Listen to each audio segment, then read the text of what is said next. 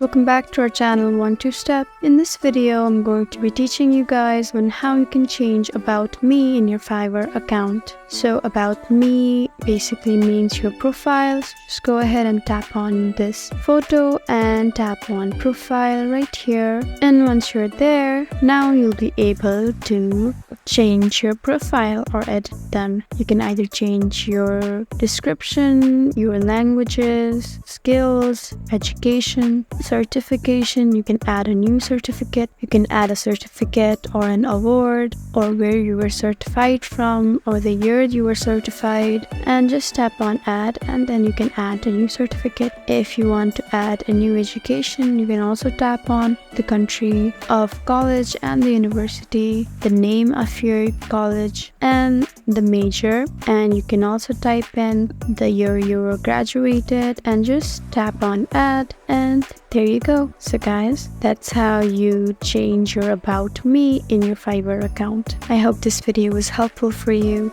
Please leave us a like and drop a comment down below. And if you want more helpful videos like these, then please subscribe to our channel.